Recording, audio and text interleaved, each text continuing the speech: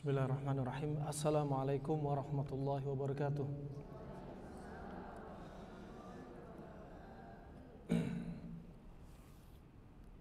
Alhamdulillah wassalatu wassalamu ala nabiyyina Muhammadin sallallahu alaihi wa ala alihi wa ashabihi ajma'in. Amma ba'd.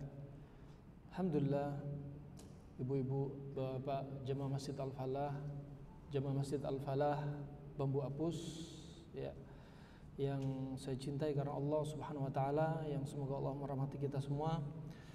Sungguh kesempatan yang indah Allah perjumpakan kita di rumah dari rumah Allah Subhanahu wa taala, Masjid Al-Falah ini, yang Allah berikan keberkahan dari rumah-rumah Allah ini, dan juga Anda-anda yang mengorbankan waktu Anda, tenaga Anda, harta Anda untuk bersama-sama duduk mengkaji qala Allah qala Rasulullah sallallahu alaihi wasallam.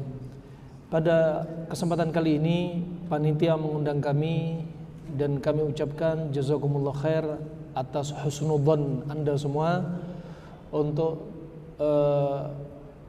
memberikan amanah untuk bisa kami menyampaikan materi dari salah satu cabang dari cabang ilmu yang dibawa Nabi SAW.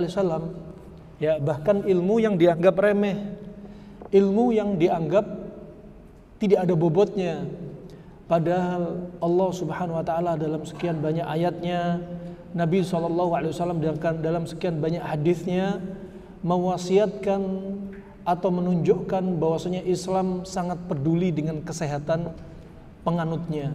Islam sangat peduli dengan yaitu ahlul Islam. Allah sangat perhatian dengan hambanya, dan Nabi SAW juga perhatian dengan umatnya yang beliau rahmatan lil alamin. Ya, bahkan Allah tidak menginginkan hambanya celaka gara-gara urusan makanan. Hambanya celaka gara-gara apa? Gaya hidup yang gak baik.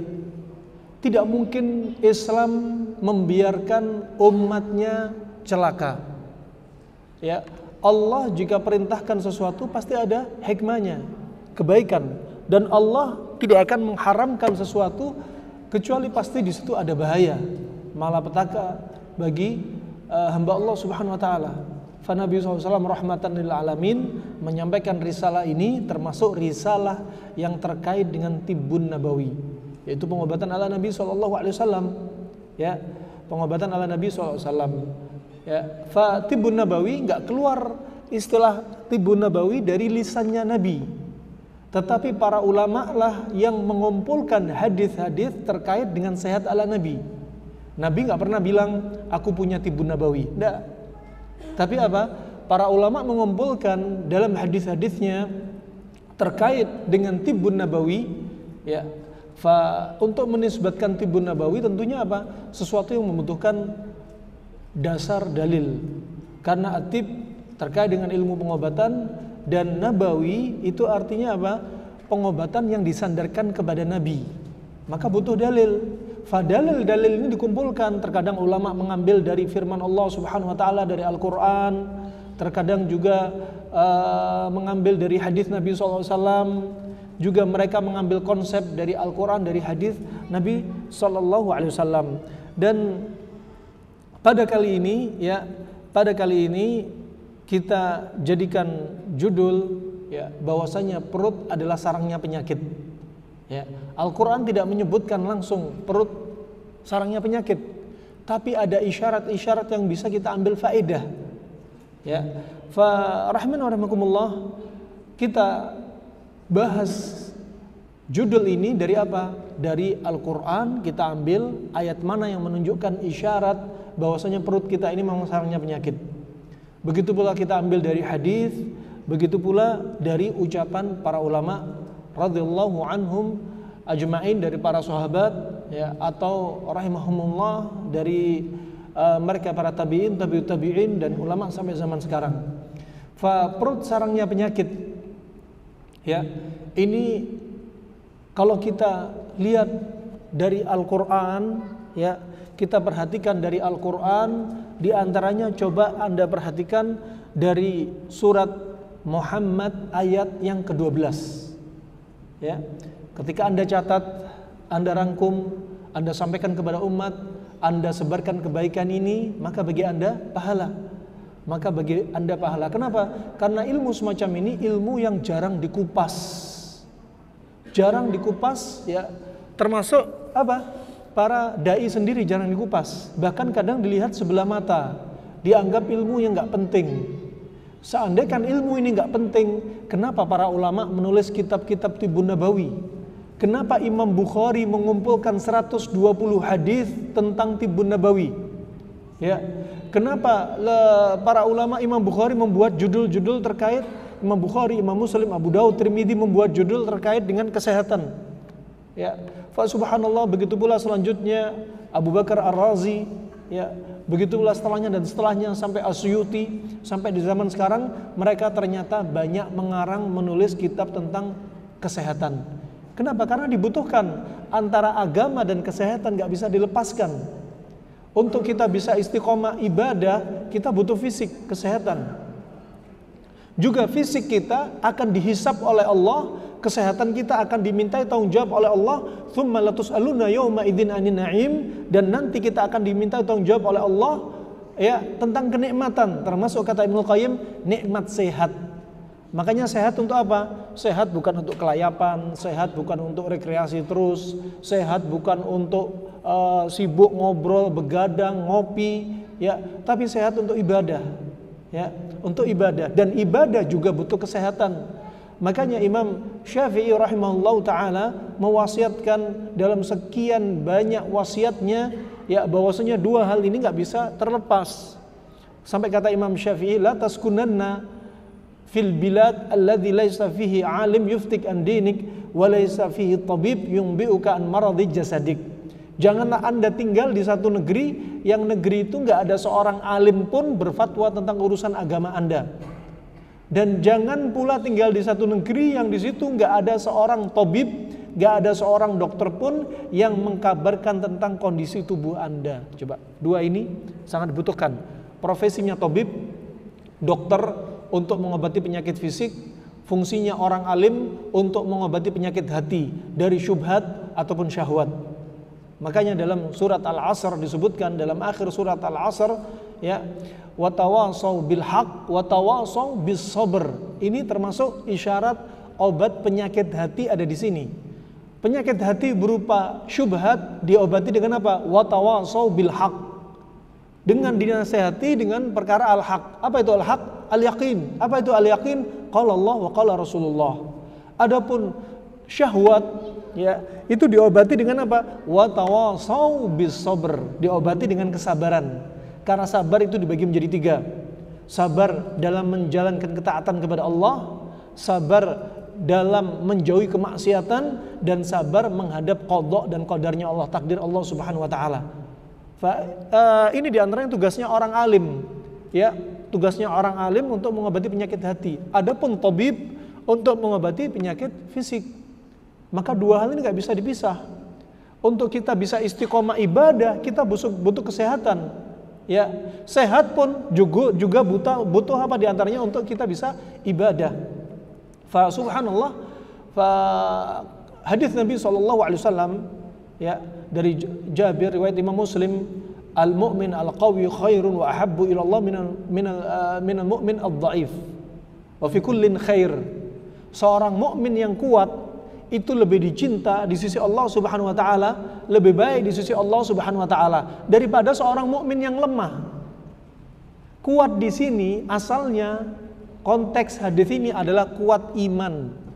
Tapi kata Syekh Shalih Al-Fauzan hafizahullah taala, kuat iman butuh atau didukung kuat fisik. Ya, contoh kasus biar bisa memahamkan pendekatan untuk memahami hadis atau ayat.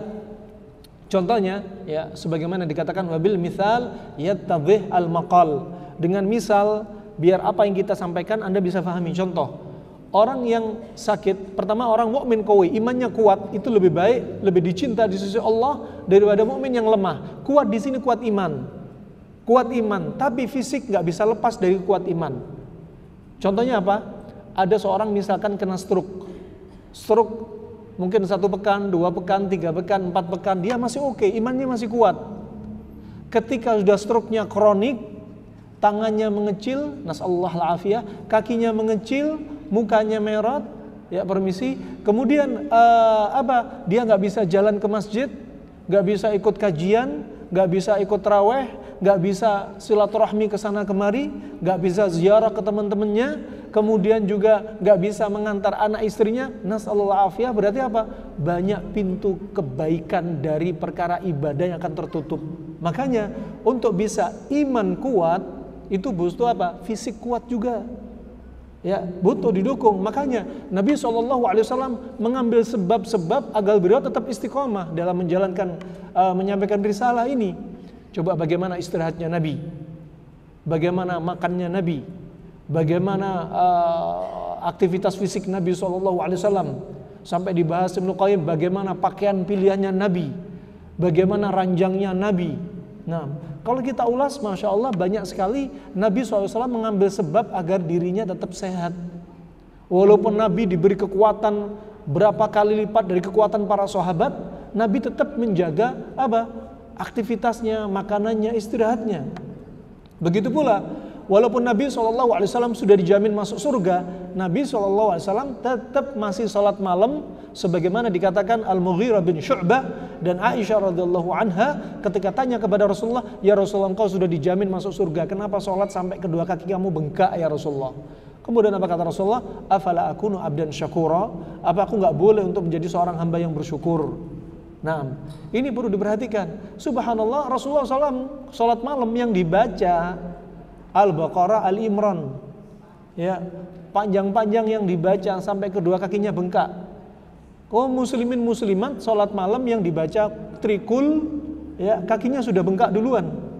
Nah, alasannya kena asam urat, kolesterol, kencing manis, gagal jantung, gagal ginjal, salafiyah. Ini perlu diperhatikan rahmanakumullah. Kalau kita lihat judul ini, perut adalah sarangnya penyakit. Mari kita tadabburi di antaranya, ya, sebagaimana metodologi orang-orang di masa silam. Kita bahas dulu Al-Quran, hadis, baru ucapan para ulama. Ya, contoh di antaranya firman Allah Subhanahu wa taala dari surat Muhammad ayat yang ke-12. Ya. Allah berfirman, "Innallaha yudkhilul ladzina amanu wa 'amilus solihati jannatin tajri min tahtihal anhar walladzina kafaru yatamatta'una wa ya'kulun kama ta'kulul an'am wan naru mathwal lahum." Ya, yang artinya sesungguhnya Allah Subhanahu wa taala memasukkan orang-orang mukmin, orang-orang yang beramal soleh ke dalam surga jannah yang mengalir di bawahnya sungai-sungai.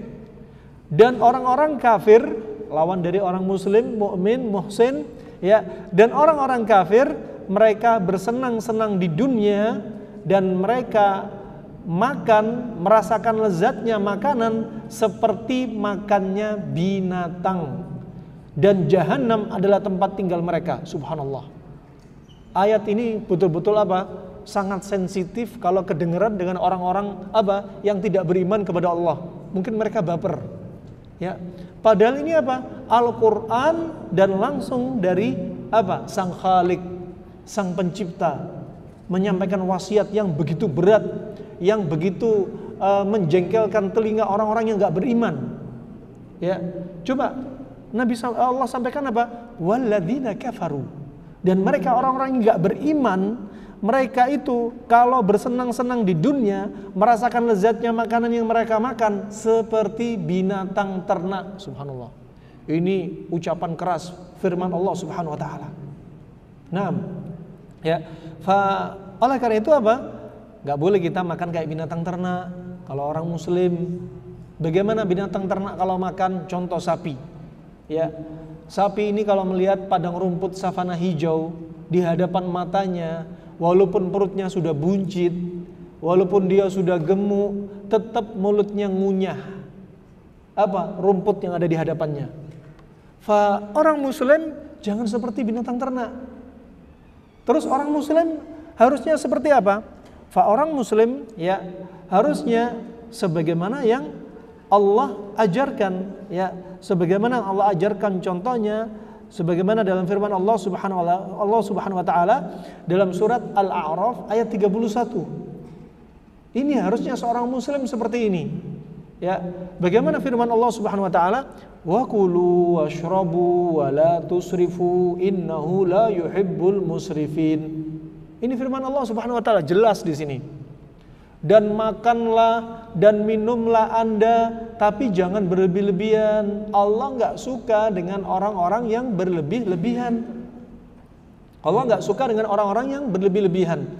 Ya, sebagian para sahabat menafsirkan maksud ayat ini nggak boleh makan minum berlebihan adalah dari sisi makanan atau minuman yang haram. Jadi nggak boleh makan seperti makan babi, makan kelelawar, makan anjing, makan biawak, ya nggak boleh. Makan ular, nggak boleh. Kemudian juga nggak boleh minum yang berlebihan, maksudnya minum yang haram, seperti minum khamr, ya. Ini nggak boleh. Minum air najis, ini nggak boleh. Tetapi pendapat sahabat yang termasuk ahli tafsir yang sudah didoakan Nabi SAW ketika dia masih kecil, Allahumma faqihhu fid din wa 'allimhu at-ta'wil. Ya Allah, faqihkan dia, ya Allah, fahamkan dia dari agama ini dan jadikan dia pinter dalam ilmu tafsir, mentakwil, mentafsir ayat-ayat dalam Al-Qur'an. Siapa sahabat ini? Siapa sahabat ini? Ibnu Abbas. Sudah didoakan oleh Nabi SAW, ya. Dan tafsirnya Ibnu Abbas bukan seperti sahabat yang lainnya. Kata Ibnu Abbas, ini bukan hanya perkara yang haram saja, yang berlebihan maksudnya. Tapi apa? Makan minum yang berlebihan. Bukan dari sisi haram saja, tapi kelebihan makanan yang halal juga Allah nggak suka. Ya, itu termasuk berlebihan. Wa kulu washrabu wa la tusrifu. Kalau dari sisi kedokteran klasik, makan dan minum jangan berlebih-lebihan dari sisi apa? Jumlahnya, kuantitasnya. Kemudian dari sisi apa? Frekuensinya. Sering makan, sering ngemil, nggak ada ceritanya perut kosong. Nah, ini termasuk berlebihan. Ya, disebutkan dalam riwayat yang sahih dalam Tibbun Nabawi oleh As-Suyuti bahwasanya kebiasaan Nabi SAW dalam sehari makan cuma 2 kali. Makan cuma 2 kali, tapi jangan katakan sunnahnya makan 2 kali, enggak bisa masuk kategori sunnah. Bisa jadi waktu itu karena Nabi kondisi makannya sedikit.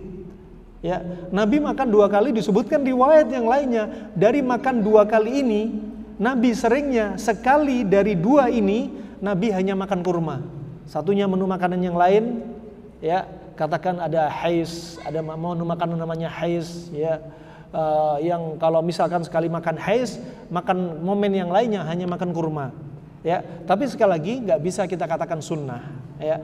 Itu apa? Kebiasaan dunia Nabi SAW, urusan dunia, dan tidak sampai dalam derajat sunnah.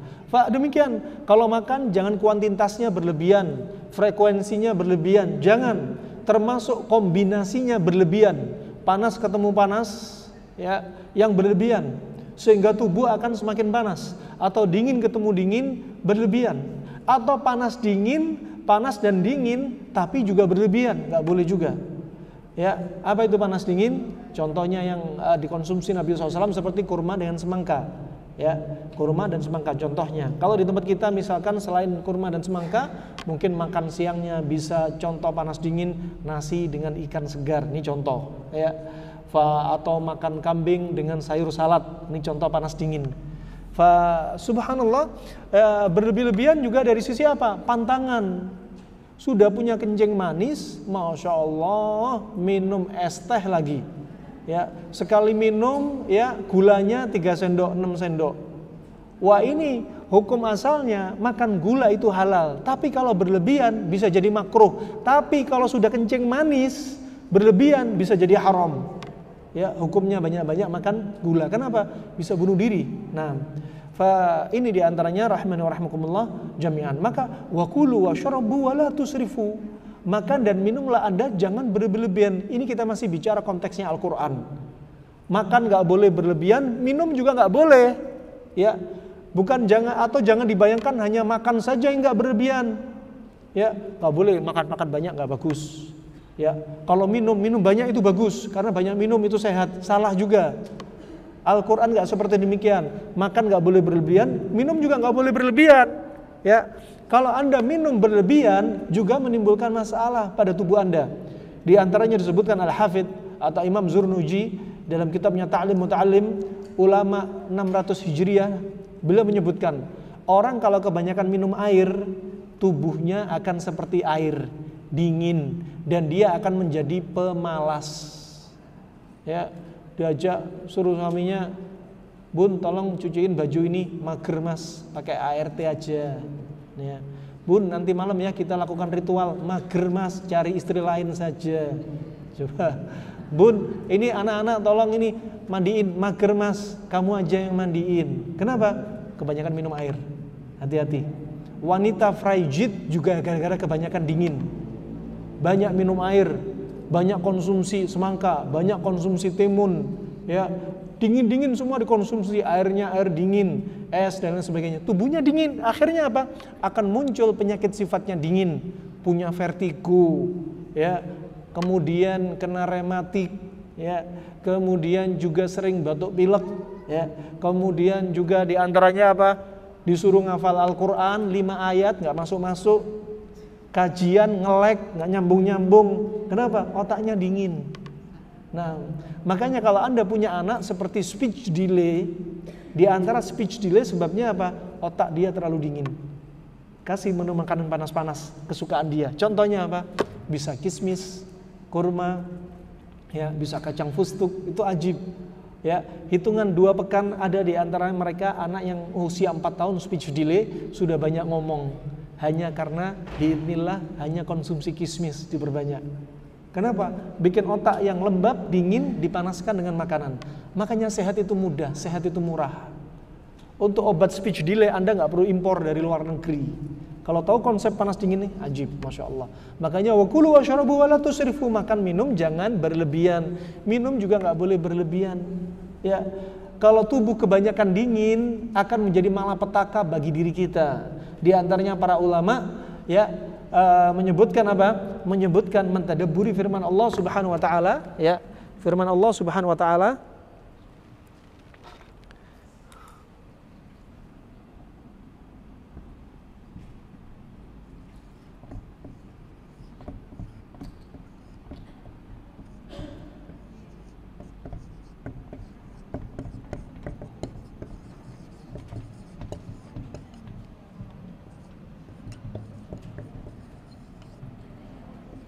coba firman Allah Subhanahu wa taala, "Qulna ya narukuni bardaw wa salaman ala Ibrahim." Ya. Apa? Allah berfirman kepada apa? Api yang hendak membakar Nabi Ibrahim. Apa kata Allah Subhanahu wa taala dalam firman-Nya ini? Kami katakan, Allah berfirman, ya, wahai api, jadilah, ya. Jadilah kamu dingin. Oh, iya. Khair.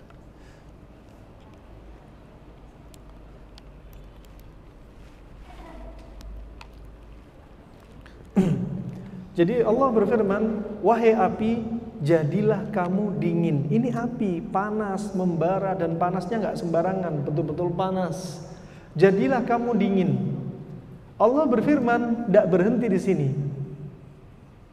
Kata para ulama, seandainya Allah berhenti di sini, bisa jadi api menjadi dingin dan dinginnya bisa mencelakakan Nabi Ibrahim. Bisa membinasakan Nabi Ibrahim. Kenapa? Karena kedinginan. Ya, makanya itu dilanjutkan Allah, wasalaman ala Ibrahim. Dingin, tapi apa? Keselamatan, kesejahteraan bagi Nabi Ibrahim. Makanya kalau Anda kebanyakan dingin, sama. Anda bisa apa? Celaka gara-gara dingin. Ya, Anda bisa celaka gara-gara dingin. Ya, kalau panas, kebanyakan panas juga Anda bisa celaka karena panasnya. Wah, ini subhanallah sebenarnya apa? Sebenarnya konsep, ya, untuk bisa Anda pahami. Nah, kemudian berikutnya berarti apa? Makan nggak boleh berlebihan, minum nggak boleh berlebihan. Ya, terus minum itu kapan, atau berapa konsumsinya berapa, apakah 2 liter, 3 liter. Kita nggak pakai literan, nggak pakai kiloan, ya. Cukup kalau Anda minum, Anda lihat air kemih Anda. Kalau air kemih Anda selalu warna putih, ketahuilah tubuh Anda sedang dingin. Ya. Lihat lidah Anda bisa jadi pucet. Lihat lidah Anda pinggir kiri kanan bisa jadi bergerigi. Nah, subhanallah, kalau air kemih kira-kira putih ke arah sedikit kuning, itu sudah cukup. Kalau kuningnya pekat berarti kurang minum. Kalau warnanya kayak teh, livernya sudah kena. Nah, wah, gampang sekali konsepnya. Nggak perlu pakai 1 hari harus minum 2 liter. 2 liter, lihat siapa dulu yang minum. Kalau ibu-ibu di rumah punya ART, pekerjaan rumah tangga ditangani ART, punya anak pakai babysitter, ya, tugasnya ibu-ibu hanya makan, minum, ngemil di depan TV, lihat drakor, ya. Lama-lama apa? Tubuhnya dingin lembab, akan numpuk jadi sumber penyakit, ya, terlalu lembab, dingin. Nah, akhirnya jadi apa? Jadi ibu-ibu yang frigid, jadi ibu-ibu yang lidahnya putih, jadi ibu-ibu sering kena vertigo, jadi ibu-ibu kena apa? Sering rematik, ya. Jadi ibu-ibu yang mager, malas gerak dan lain sebagainya. Ya, minum itu seperti apa? Cukup lihat air kemih Anda seperti apa.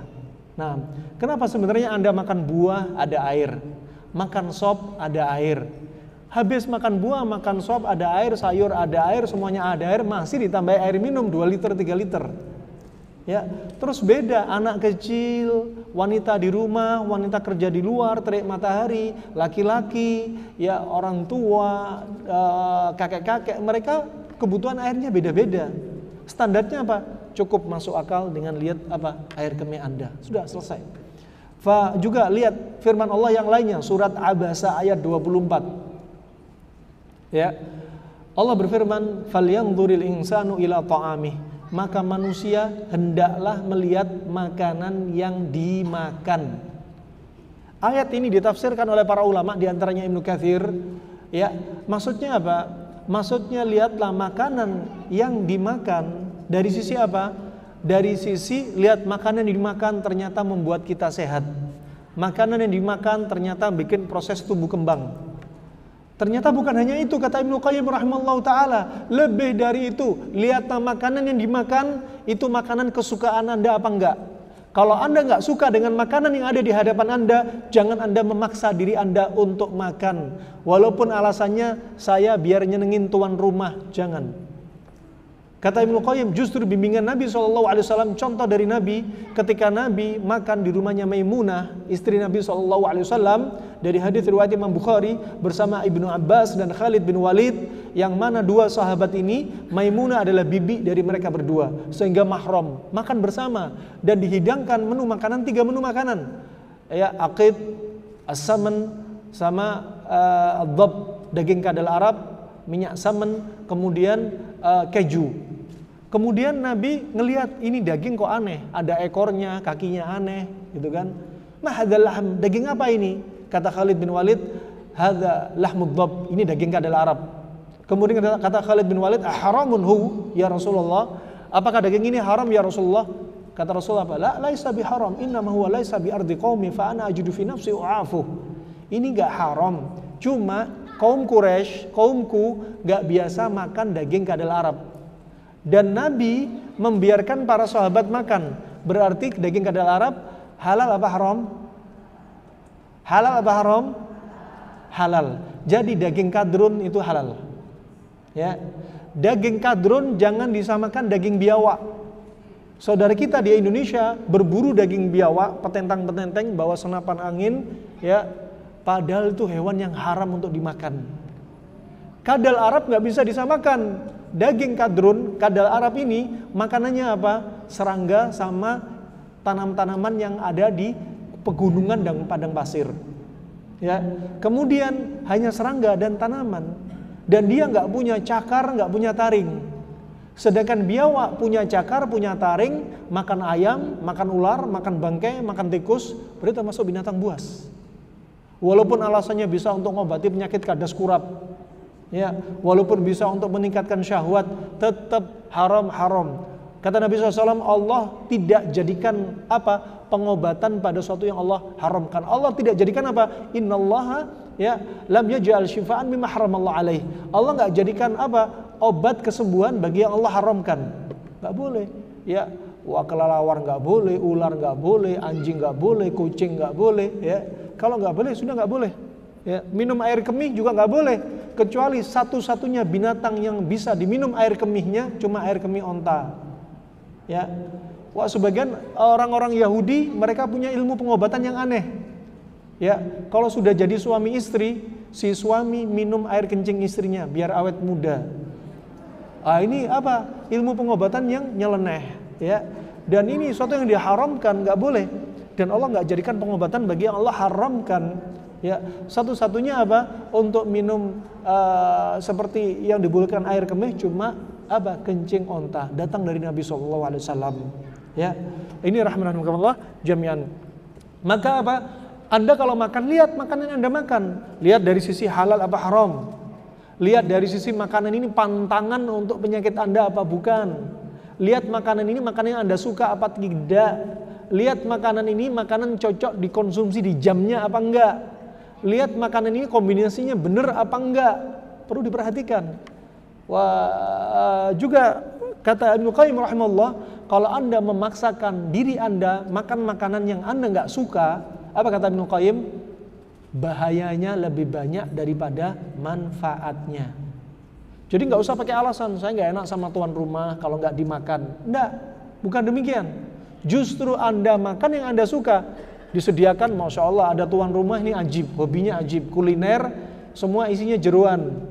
Ya, ada lidah sapi, ada mata sapi, ya, ada Masya Allah, ada kaki ayam, ada usus kambing, Masya Allah juga ada otaknya kambing, Masya Allah, semuanya jeroan dan kepala.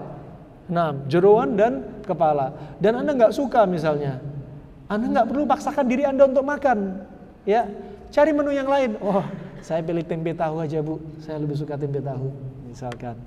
Kenapa kata Ibnu Qayyim? Kalau Anda paksa makan, maka bahayanya lebih banyak daripada manfaatnya. Bahaya dari sisi agama, kalau Anda paksakan makan, bisa-bisa Anda mencela makanan. Berarti dosa dong. Ya. Makanya kata Abu Hurairah dalam riwayat Imam Bukhari, "Maka Nabi sallallahu alaihi wasallam sabba ta'aman qad inishtahu akala wa ila tarakah." Nabi enggak pernah mencela makanan seumur-umur. Ya, kalau suka dengan makanan langsung dimakan, kalau enggak suka ya ditinggalin. Tanpa komen. Kata Imam Nawawi rahimahullah, cukup seseorang mengatakan makanan ini kok asin, itu sudah mencela makanan. Ya, Masya Allah. Makanya boleh diperbolehkan seorang suami berbohong kepada istrinya. Ya, Mas gimana masakannya Mas? Asin nggak? Wah enak, padahal asin banget. Ya. Makanya kalau istri pengen ngetes setianya suami, kasih air sendok isinya garam. Gimana Mas kuahnya? Enak nggak ini? Oh enak. Ini suami yang masih setia. Ya. Wah subhanallah, ini perlu dilihat makanan. Ya, lihat makanan tersebut. Kemudian kita sekarang kembali kepada hadis. Mana hadis Nabi SAW yang menunjukkan bahwasanya perhatiannya Islam ini tentang apa? Urusan perut kita. Ya, hadisnya diantaranya adalah hadis yang disampaikan Nabi SAW, ya, dari riwayat Tirmidzi disahihkan Syekh Albani rahimahullah.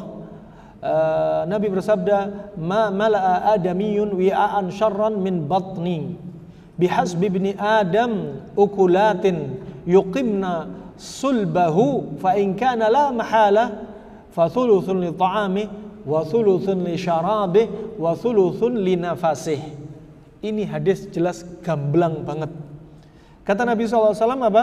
Tidak ada tempat bagi anak Adam yang lebih jelek daripada yang memenuhi perutnya. Ya, gak ada tempat yang lebih buruk dari anak Adam yang memenuhi perutnya. Memang perut kita ini apa? Bakal jadi apa? Sarangnya sampah. Ya, terserah Anda mau dijadikan perut sarangnya sampah atau sarangnya obat. Ya, cukuplah bagi anak Adam mengkonsumsi yang dapat menegakkan tulangnya. Itu sudah cukup. Ya. Kalau memang menjadi satu keharusan, maka sepertiga untuk makanan, sepertiga untuk minuman, sepertiga untuk nafas. Dalam hadis ini Ibnu Qayyim menjadikan bahwasanya kebutuhan makan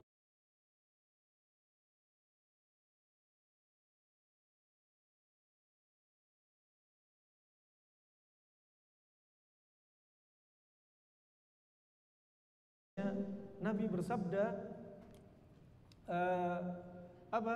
Perut itu apa? Paling buruk. Perut nih. Dari lambung ini bisa dikatakan perut khusus. Ya, ada liver, ada pankreas, ada empedu, ada limpa, ada duodenum, usus halus, usus besar, ya. Ini perut ini kata Rasulullah apa? Yang paling buruk, yang dipenuhi oleh anak Adam, paling buruk, ya. Kemudian Nabi mengajarkan kebutuhan makan itu sebenarnya seperti apa? Kata Nabi SAW tadi apa? Ukulatin hatta yuqimna sulbah. Ini kata Nabi SAW yang pertama, yaitu makan apa? Beberapa suap. Makannya cuma beberapa suap. Ini ajib. Makanya kalau Anda dapat ada ibu-ibu yang usianya 70 tahun, 80 tahun, kalau disuruh makan apa? Udah nak, aku udah capek makan. Ya, itu kok testimoninya. Iya, kita hidup di dunia bukan capek kerja, capek makan. Zaman sekarang cukup beberapa suap. Kata Ibnu Qayyim, inilah namanya kebutuhan makan primer. Kata Ibnu Qayyim apa? Martabatul hajah. Ini kebutuhan makan primer. Jadi kebutuhan makan primer kita kalau dari sisi orang klasik bukan 4 sehat 5 ajib. Ya, 4 sehat 5 sempurna, bukan. Cukup dengan beberapa suap. Ya, nggak harus Anda pakai mindset 4 sehat 5 sempurna. Kasihan suami, uang belanja minimal 1 hari 200.000. 4 sehat 5 ajib. Coba kalau kita lihat, perhatikan hadis yang lainnya, hadis Aisyah riwayat Ibnu Majah di Sahih Syalbani rahimahullah, bahwasanya apa? Aisyah ketika membentuk rumah tangga dengan Rasulullah usia yang sekitar 9 tahunan ini, ya. Ibunya Aisyah pengen Aisyah itu apa? Gemuk, berisi. Kenapa? Karena tabiatnya kaum pria nggak suka dengan wanita yang sisa apa? Tulang dan kulit. Ya. Senangnya apa? Ada gemuk ideal. Ya, atau gemuk-gemuk nggak terlalu obesitas. Itu fitrah. Dan disebutkan di sini Aisyah radhiyallahu anha kurus banget. Ibunya pengen Aisyah itu badannya berisi. Ya, kemudian dibikinkan adonan, semua adonan ternyata nggak sukses. Nggak lama kemudian Aisyah apa? Ibunya tanya, ya Aisyah, kok badan kamu sekarang jadi apa? Berisi. Ya, apa kata Aisyah? Aku makan seperti apa yang Nabi makan. Ya, sampai apa kata Aisyah? Fa asmantu bi ahsani saman. Aku menjadi gemuk ideal. Ini Aisyah yang bilang. Dan para ulama sampai detik ini ulama ternyata menjadikan makanan inilah sebagai rahasia sehat kita. Subhanallah, Aisyah ternyata makan apa? Kata Aisyah, makan timun dan kurma rutop. Jadi gemuk ideal.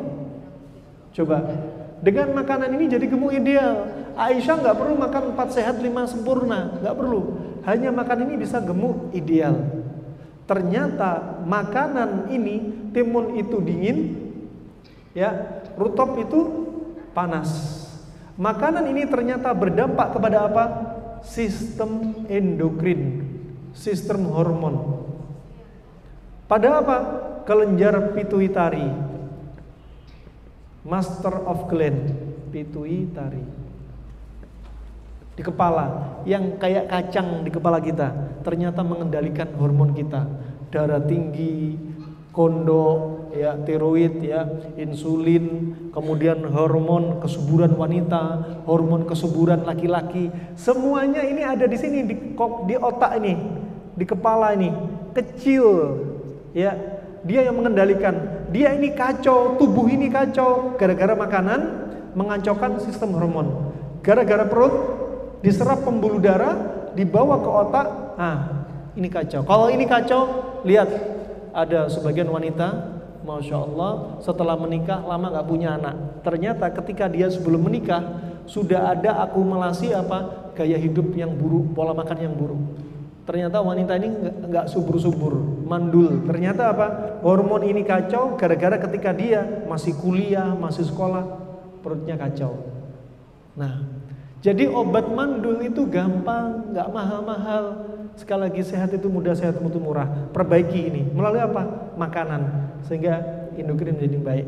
Coba Aisyah badannya kurus menjadi ideal hanya karena ini. Dan ini bukan hanya untuk berat badan, satu paket masalah di tubuh semua bisa jadi obat. Ya. Nah, dan ini belum banyak dikupas di negeri kita. Nah, ini subhanallah, orang yang obesitas dengan pola makan ini turun ke ideal. Orang yang kurus naik ke ideal. Coba ajib. Kalau Anda obesitas, Anda pakai pola makan seperti ini, berat badan Anda akan turun ke ideal dan tidak turun lagi. Coba. Kenapa? Karena kembali untuk menormalkan hormon. Itu ajibnya. Makanya kebutuhan makan primer cukup beberapa suap. Anda lihat gajah nggak pernah makan kambing, nggak pernah makan ayam, tapi gemuk, hanya makan rumput. Ya. Macan harimau nggak pernah makan sayur, tapi sehat juga, nggak kena rematik, ya, nggak kena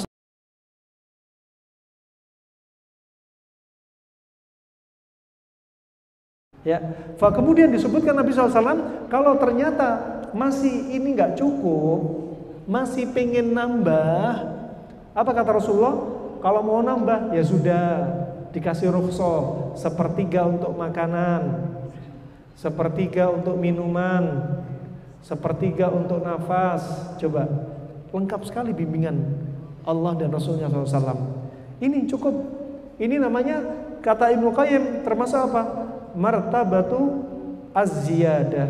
Ya, termasuk kebutuhan makan sekunder. Kebutuhan makan sekunder. Ya.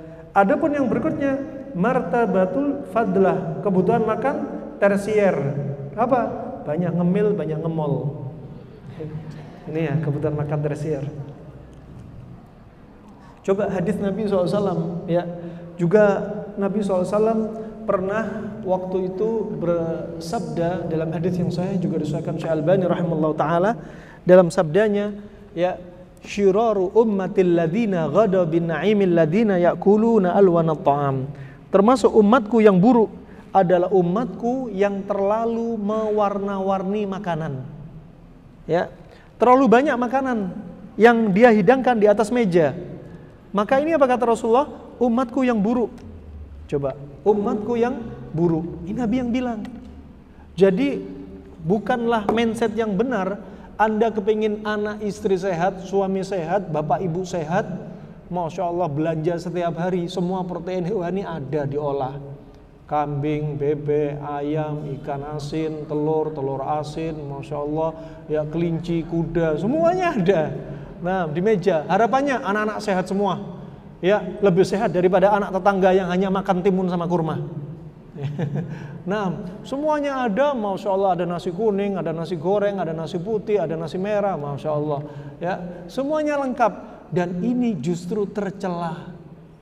Kata Nabi syiraru ummati, umatku yang buruk, alladzina ghada bin na'imil ladzina ya'kuluna alwanat ta'am, yang makanannya diwarna-warni terlalu banyak, cukup 2 warna, ajib, panas dan dingin.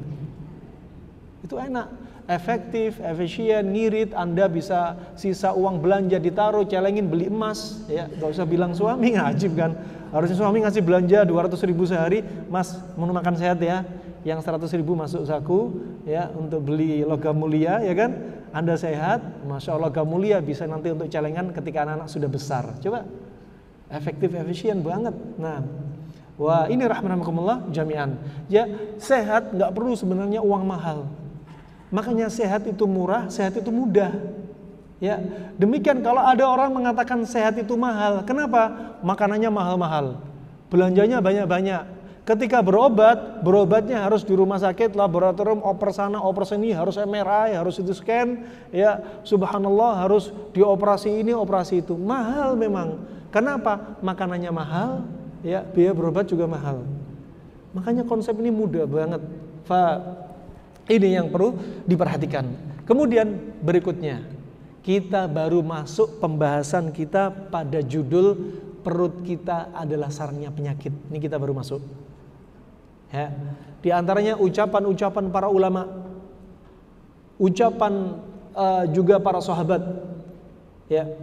Ada seorang sahabat yang kemudian pada akhirnya dia masuk Islam dan dijuluki Tabibul Arab, dokternya orang Arab di masa Nabi SAW.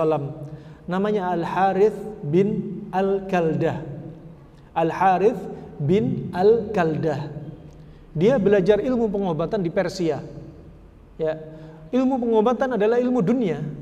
Ilmu dunia. Kecuali pengobatan yang sabit dari Nabi, kita bisa, kata para ulama, bisa terhitung pahala. Kalau kita berobat dengan pengobatan ala Nabi, kata para ulama, bisa menjadi nilai pahala tersendiri. Hukum asalnya ilmu kedokteran, ilmu pengobatan adalah ilmu dunia. Termasuk Al-Harith bin Kaldah, dia belajar dari Persia, bukan kedokteran Islam. Tapi apa? Nabi memanfaatkan ilmu dia. Makanya Nabi ketika ditanya tentang urusan dunia, apa kata Nabi SAW? Antum a'lam bi umurid dunyakum. Anda lebih paham tentang urusan dunia Anda. Anda lebih paham tentang urusan dunia Anda. Artinya apa? Termasuk dunia pengobatan luas. Gak bisa dikatakan ini ilmu pengobatan bid'ah. Ya, ini ilmu dunia. Ya, kalau bid'ah bicaranya masalah agama. Ini dunia nggak ada kaitannya sama agama. Silakan mau ilmu pengobatan dari Prancis, dari Yunani, dari Cina, dari Eropa, ya, dari India, dari kejawen, selama tidak ada unsur kesyirikan boleh. Kalau unsur kesyirikan misalnya seperti apa? Mindah penyakit kanker ke kambing. Nah, ini namanya syirik. Mereka pakai bantuan jin.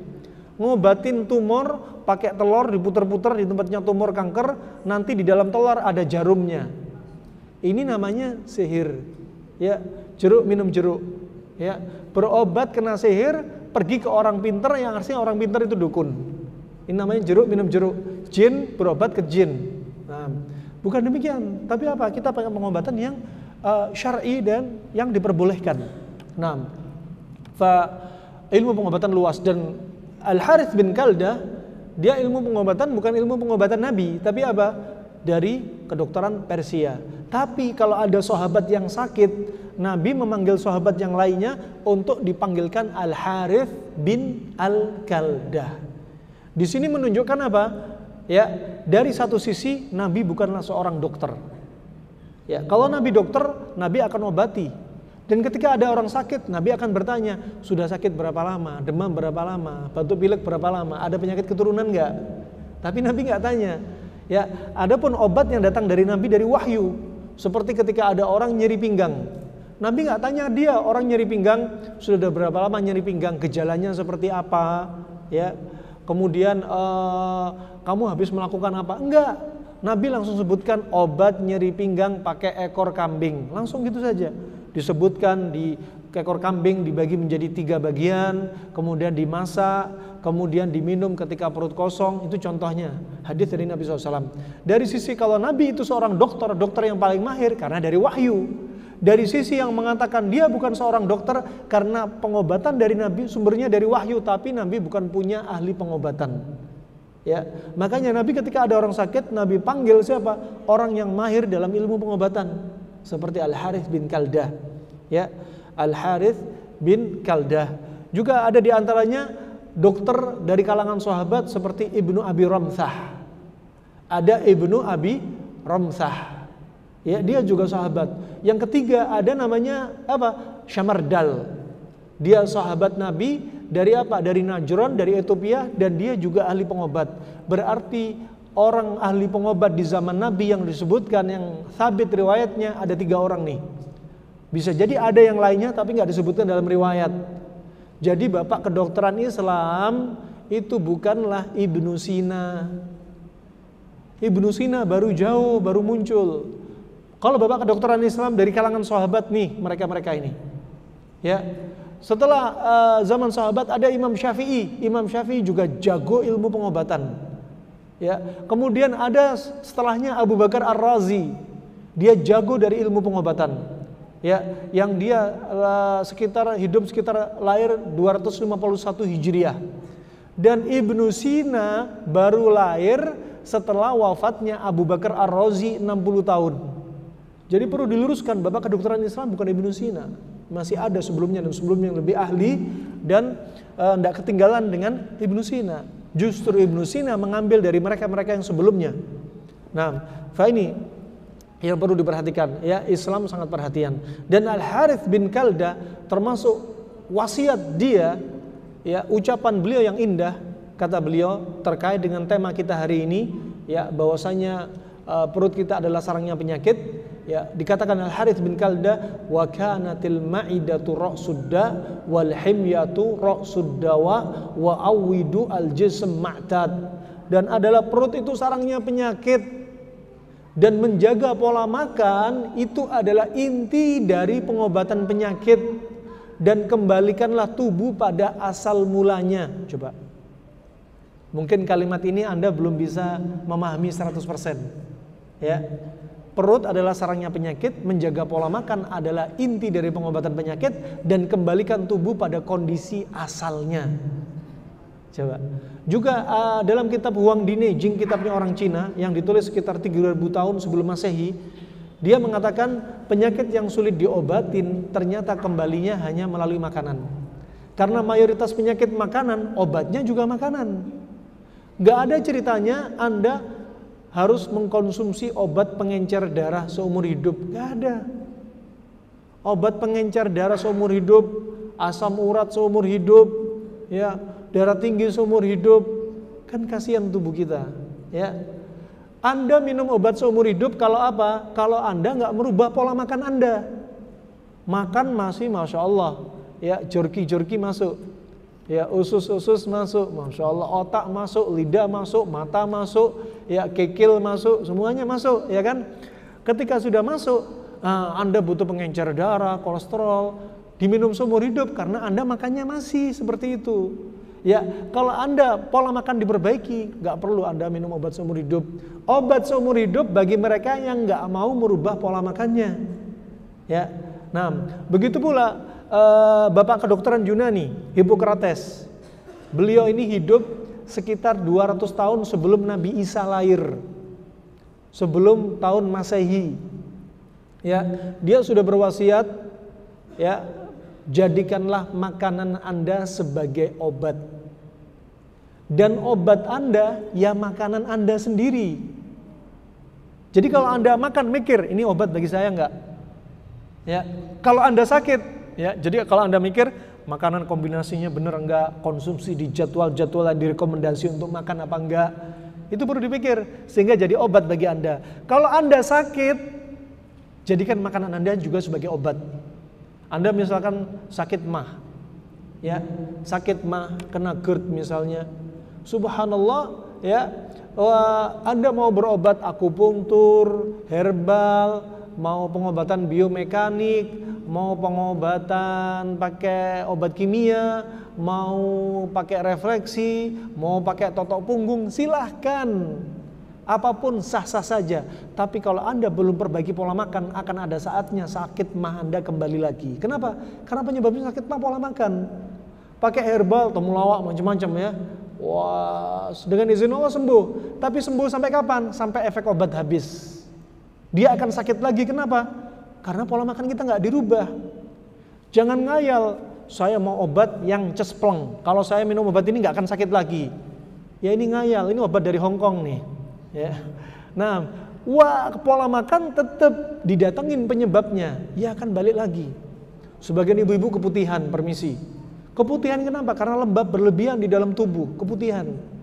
Pakai masya Allah nistatin, rendem, pakai obat nistatin, kemudian pakai obat-obat macam-macam lah, ya, untuk jamur dan lain sebagainya diminum, sembuh dengan izin Allah. Pakai herbal, rendem pakai daun sirih, sembuh dengan izin Allah. Sampai kapan sembuh? Sampai efek obat itu habis.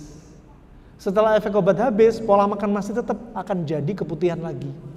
Ya, maka itu apa? Sangat penting sekali. Nanti kita kupas. Ya, tentang apa, gambarkan bagaimana perut ini jadi sarangnya penyakit. Kemudian kata Hippocrates, ya, jadikan makanan Anda sebagai obat dan obat Anda sebagai apa? Makanan Anda. Makanan Anda adalah sebagai obat. Tuh. Kalau Anda nggak praktekkan teori seperti ini, ya, jadikanlah makanan Anda sebagai obat. Kalau Anda nggak praktekkan, maka apa? Obat di apotik akan jadi menu makanan Anda.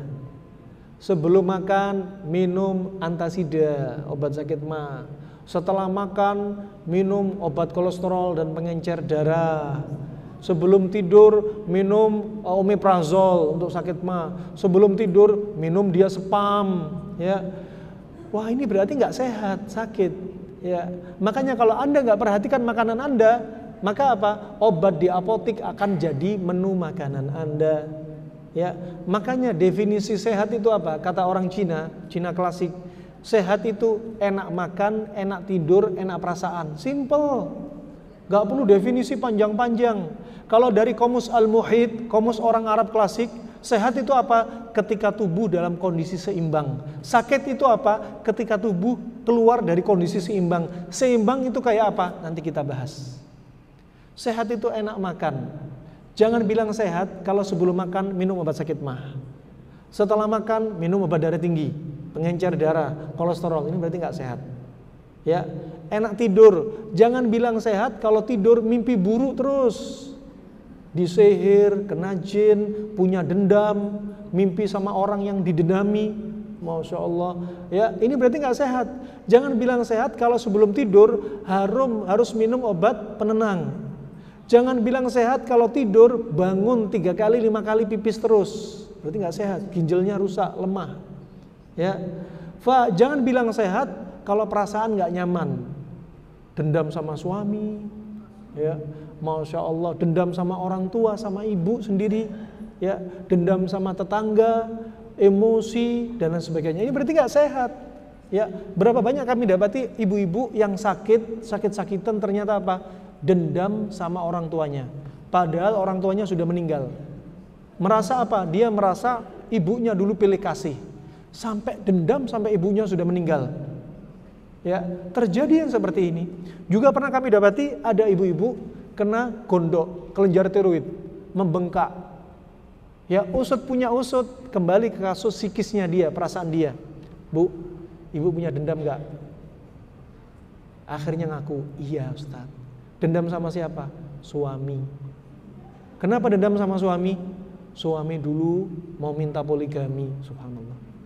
Akhirnya disimpan terus, ujungnya bengkak, emosi numpuk, darah itu panas lembab. Ketika darah panas lembab ditambahi sedih, dendam, panik, takut berlebihan, panas akan berlebih di dalam tubuh, lembab dalam darah hilang, akhirnya darah menjadi panas dan kental. Saat itulah banyak terjadi sumbatan di tubuh, saat itulah muncul benjolan di tubuh, tumor, kanker, ganglion dan lain sebagainya. Subhanallah.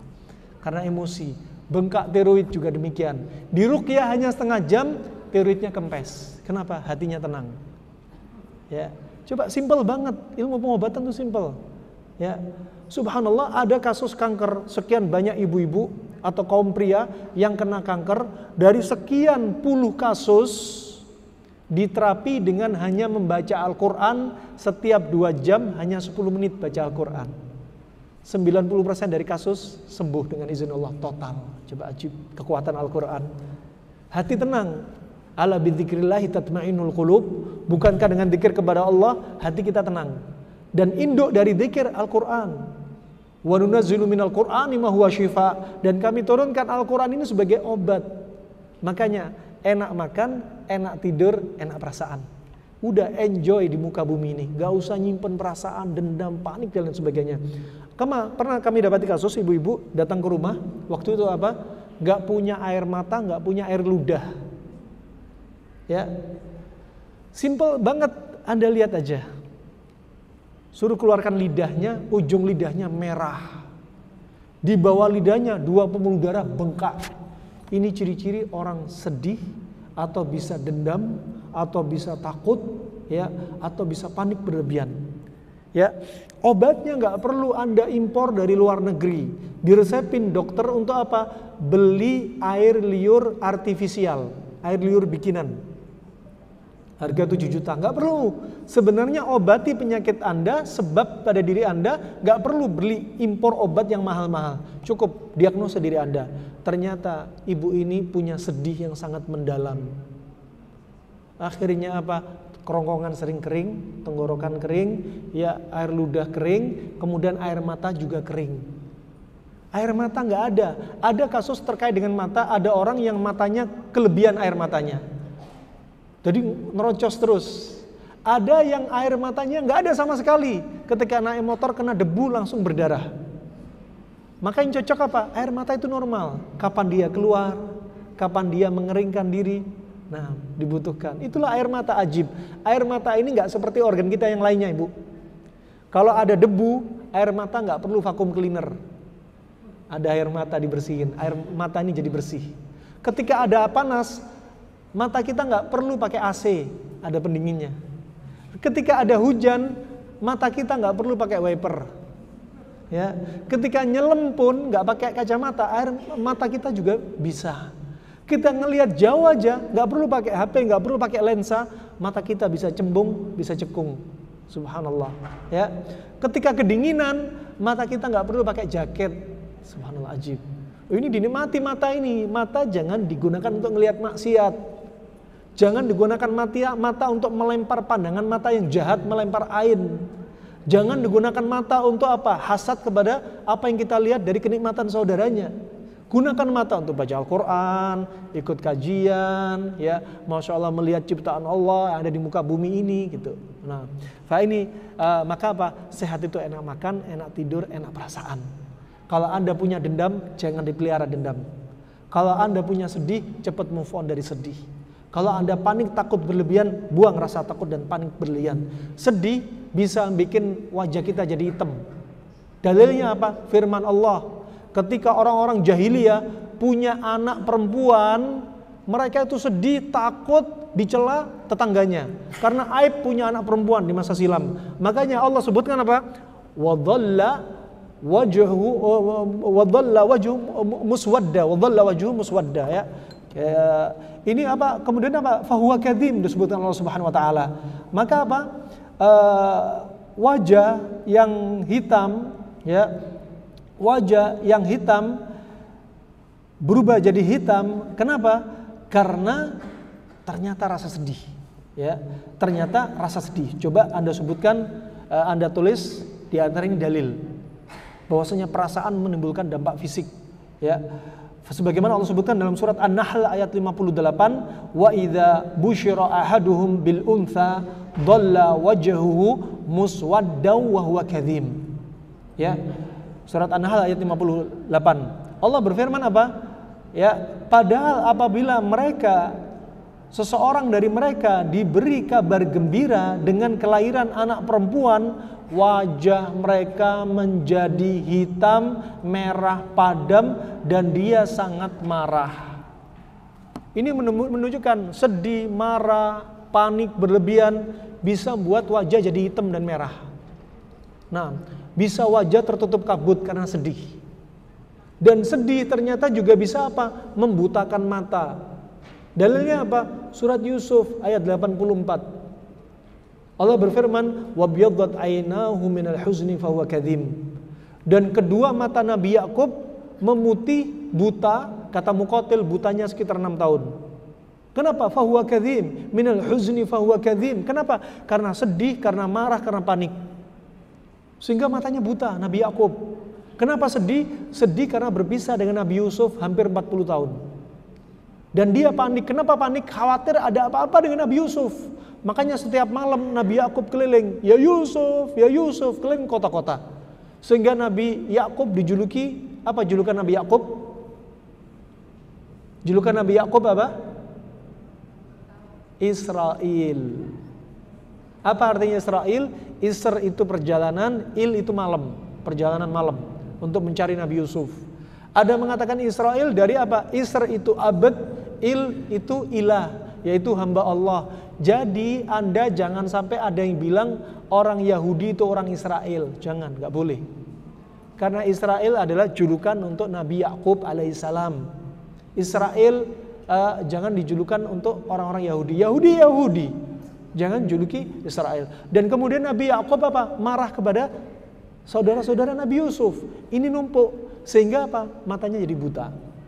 Kata kedokteran modern zaman sekarang, kalau orang sedih berlebihan, sedih dalam jangka panjang akan menyebabkan adrenalin naik, insulin turun, gula darah naik, terjadilah katarak diabetik. Nabi Yakub kena katarak, matanya memutih. Orang kalau Anda sedih, Anda bisa kena kencing manis karena sedih. Kencing manis bukan hanya karena gula, makanan, ya, gaya hidup yang salah, habis makan langsung tidur, atau makan nasi yang sering pakai penanak nasi, ya, atau gula yang berlebihan. Bukan itu saja, ternyata sedih juga bisa bikin kencing manis. Dalilnya mana? Surat Yusuf ayat 84. Ya, para ahli laborat meneliti, ternyata Nabi Yakub alaihissalam ini karena sedih berdampak seperti ini. Tadi apa diantaranya? Wajah bisa hitam, ya, mata bisa buta karena kencing manis. Berikutnya kalau orang sedih, apa tandanya? Telinga berdenging, kepala kelingan, mata kabur, tangan bergetar, kaki tangan lemes, sering pipis, dan permisi, jadi manusia yang frigid. Kenapa? Apinya sudah banyak yang hilang, jadilah akhirnya dia dingin. Subhanallah.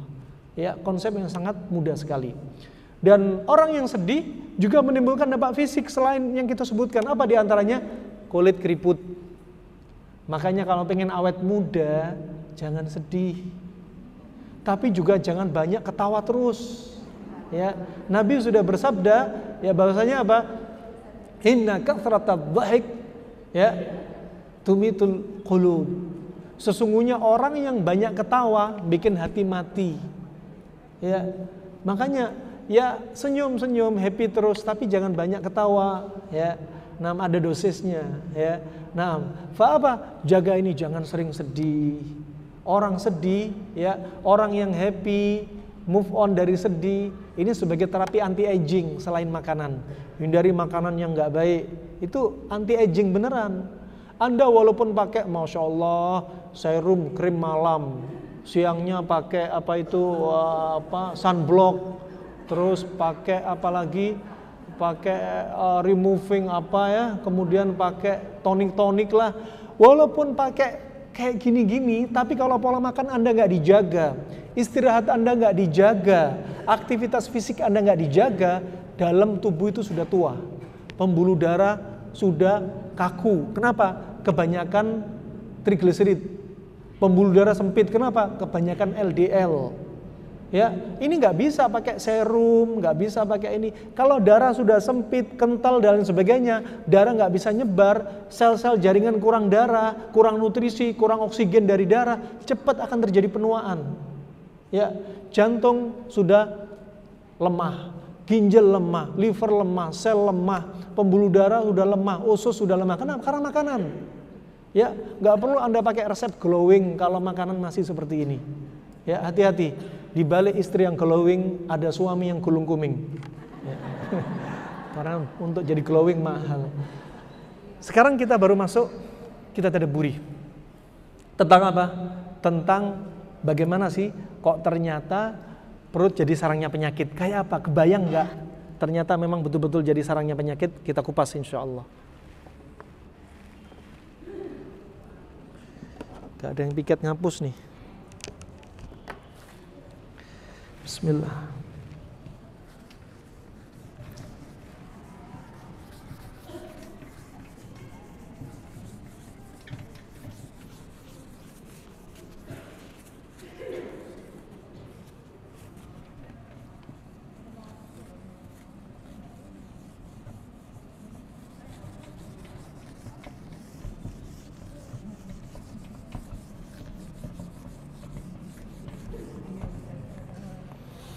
Baik.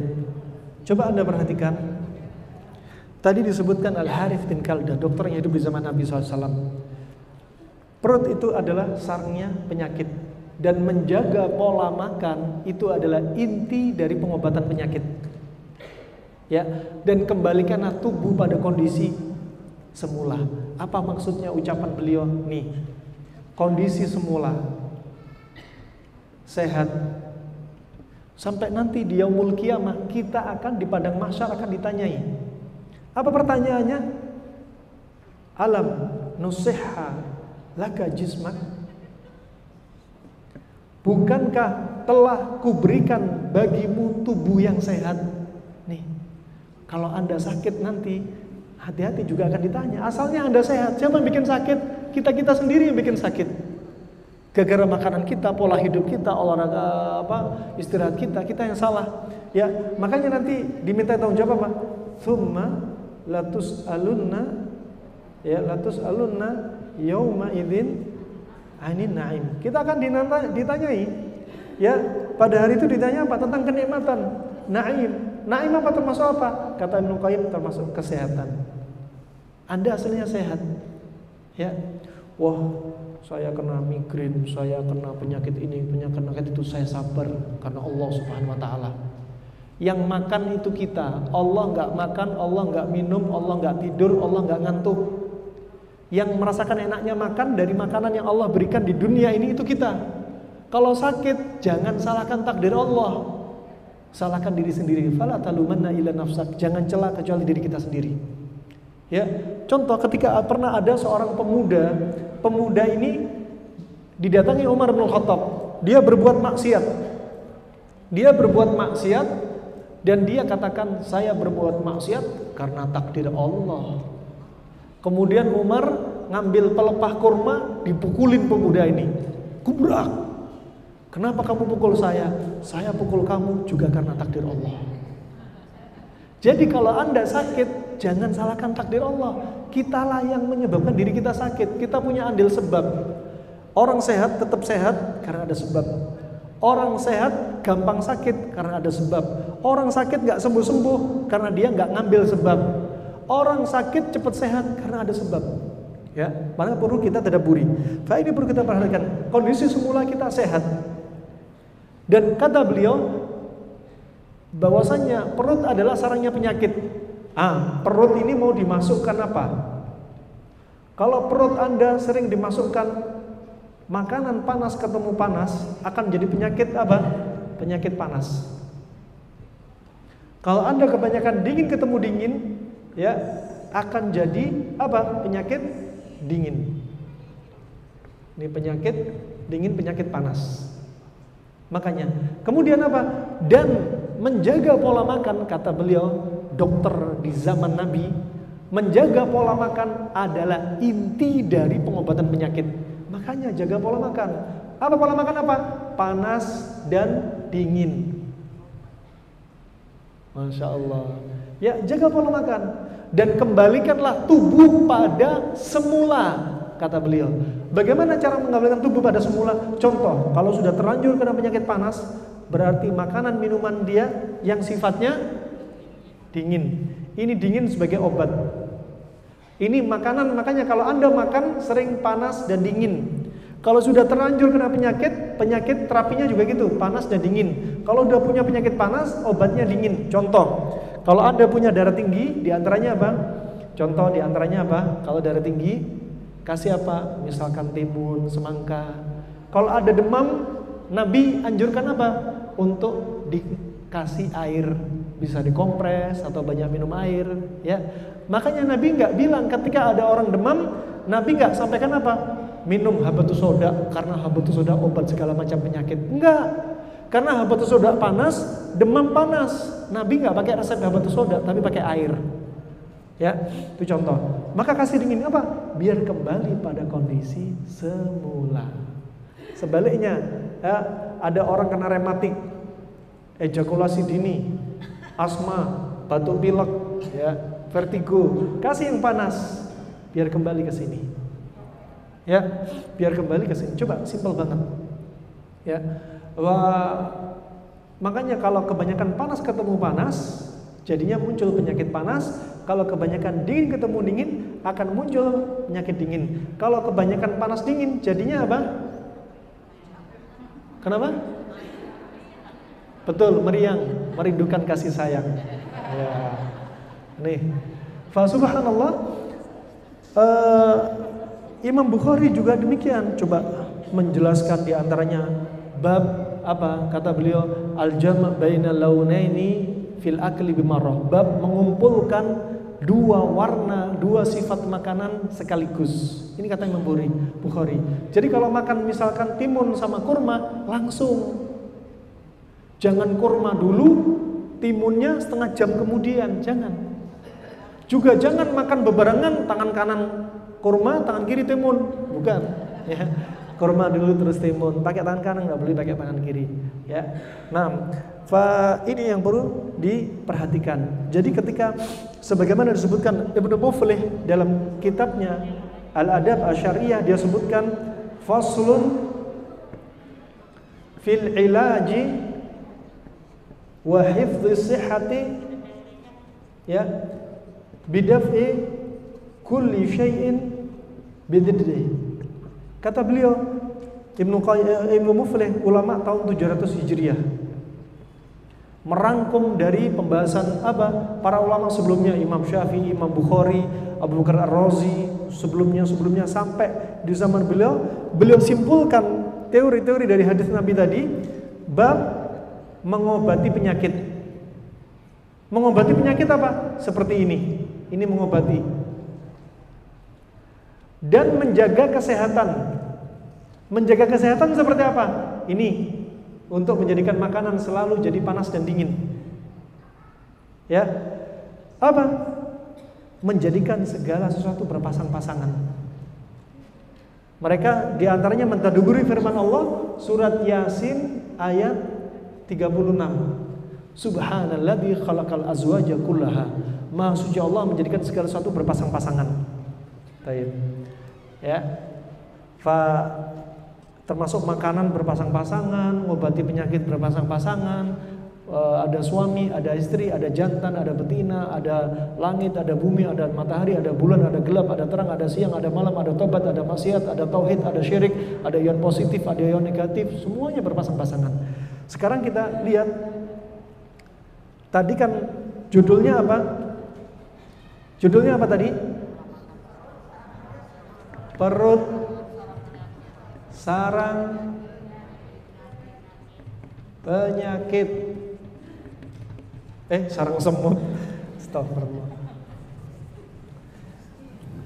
Perut, sarang, penyakit. Coba sekarang kita gambar perut kita, ya. Perut nih. Ini perut, ya. Ini lambungnya, ya. Ini sarang penyakit. Kita preteli dari kepala kita. Dari kepala, ya. Kepala. Masalah kepala apa saja yang muncul penyakit gara-gara perut? 1. Kutu rambut. Kutu rambut kita kok bisa muncul? Dari mana kutu? Apa muncul dari pori-pori kepala? Enggak. Dari tempat lain. Kemudian hinggap di kepala kita. Kalau kepala kita apa? Lembab. Kadang ada anak-anak tidur di pondok. Ini kutuan, yang ini enggak kutuan. Selamat dari kutu. Kok bisa? Karena kepalanya enggak lembab. Kutu akan mencari suasana yang cocok untuk dia, media dia. Kemudian apa? Ketombe. Sama, perut. Kemudian apa? Rambut pecah-pecah. Bercabang. Kenapa? Gara-gara perut. Kemudian bermasalah pada ginjal, titik kembalinya ginjal, rambut. Ya, rambut pecah. Kemudian apa? Ubanan. Ubanan dari mana? Ada 2. Dari makanan, karena kebanyakan makanan panas, dan dari psikis. Orang stres. Makanya Nabi mengajarkan doa. Jangan lupa dibaca nih doa. Allahumma inni a'udzubika min jarisu wa min zawjin tushaybinu qabla al-mashib wa min waladin yakunu alayya riba wa min malin yakunu alayya adaba, ya, dan seterusnya. Wa min khalilin, ya, makirin. Dihafalin tuh doa. Ya Allah, aku berlindung kepadamu ya Allah dari tetangga yang jahat. Ya Allah, aku berlindung kepadamu ya Allah dari pasangan hidup yang membuatku beruban sebelum masa tuaku. Tuh. Ternyata tetangga yang bikin stres, pasangan hidup bikin stres, bikin rambut beruban. Tadi kalau orang banyak sedih, wajah bisa hitam, mata bisa buta, bisa kencing manis dan lain sebagainya. Termasuk apa? Kulit bisa keriput, ya. Tremor, Parkinson, telinga berdenging, tinnitus, kepala keliengan, mata kabur, sering pipis dan lain sebagainya. Wah subhanallah, rambut bisa beruban. Orang sedih bisa bikin rambut beruban. Kenapa? Ginjalnya jadi lemah. Ya, kebanyakan api akhirnya lemah. Asupan darah ke otak juga kurang dan subhanallah keluar uban. Kalau di sini ada ibu-ibu yang banyak ubanan, berarti suaminya bikin stres. Ya, kalau ada suami yang keluar uban banyak padahal belum masa tuanya, berarti ibu-ibu yang bikin stres. Kalau suami istri sama ubanan, sama-sama bikin stres. Nah, ini diantara coba kutu, ya, rambut dan lain sebagainya. Kemudian ini contoh. Juga kasus di kepala nanti juga ada telinga. Bukan hanya telinga, hidung, tenggorokan. Jadinya kasus THT. Orang batuk pilek, ya, hidung, tenggorokan, telinga memang satu jalur. Ada orang batuk, telinganya keluar cairan, keluar aroma tidak enak. Ya, kadang ada amandel, juga kita tulis di sini. Mata, amandel, kemudian suara ngorok, ya, kemudian faringitis, infeksi tenggorokan, ya. Semua makanan. Makanya sarang penyakit. Orang ngorok juga gara-gara makanan. Angin yang ada di perut naik ke kepala. Jika angin di kepala didorong ke al-liha, liha itu anak lidah, jadilah khannan. Masalah THT plus suara ngorok. Disebutkan Al-Hafidz Ibnu Hajar dalam Fathul Bari. Coba. Mau apa lagi? Mata. Kok bisa mata gara-gara perut? Iya.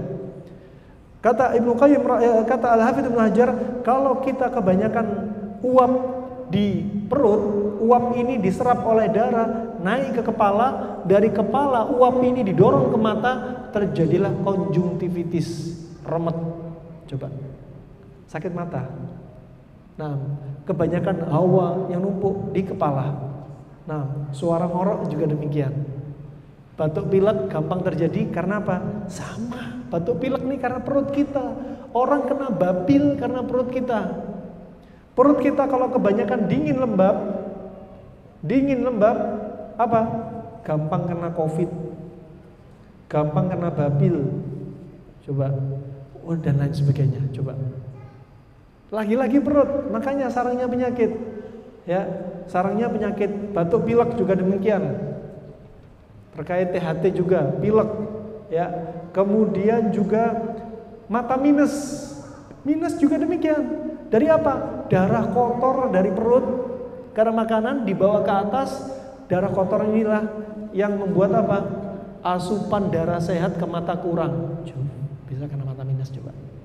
Nah, terus apalagi diantaranya? Wah, ini kepala jerawatan. Terus apa? Di kepala juga hafalan lemah. Terus apa lagi? Konsentrasi lemah. Diajak ngobrol suka ngelek. Terus apa lagi? Suka ngantuk. Coba, nih di kepala numpuk, berat di kepala. Ya, ngantuk. Adalah mau nambah lagi? Apalagi kira? Nih masih ngomong kepala nih. Ya, terus apa lagi? Sariawan. Apalagi? Pusing. Vertigo, migrain, semua makanan. Tambah lagi, ada yang mau nambah lagi? Coba Bu, untuk mentadaburi aja. Ada lagi? Kalau baper lainnya. Cukup ya? Ini cukup. Sakit gigi. Sakit gigi juga karena makanan. Di antaranya hadis Nabi SAW, Nabi menganjurkan, kata para sahabat apa? Selepas minum susu, hendaknya sunnahnya kumur-kumur. Hadis Nabi. Habis minum susu langsung tidur, gigi cepat keropos. Karena ada apa? Kata Nabi, fa innalahu dasam, karena susu itu ada lemaknya yang rusak. Ya. Kemudian juga kata kalau nggak salah Abdullah bin Mas'ud, bersihkan gigi Anda dari kotoran gigi, sisa makanan, karena sisa makanan akan membuat gigi geraham lemah. Ini para sahabat yang nasihatin, coba. Makanya perlu kebersihan juga. Nah, kemudian makanan panas ketemu panas berlebihan, sifatnya asam, akan gampang membuat gigi keropos. Baik, mau ditambah lagi, ini masih kepala nih. Lanjut ya. Sedikit lagi ya sebelum tanya jawab. Jawabnya nggak usah banyak-banyak.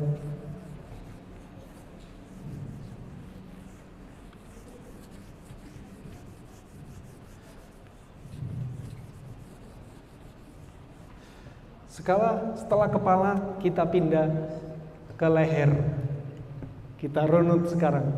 Ke leher, tiroid. Tiroid kenapa? Apa sebabnya? Ada dua. Karena makanan dan karena psikis.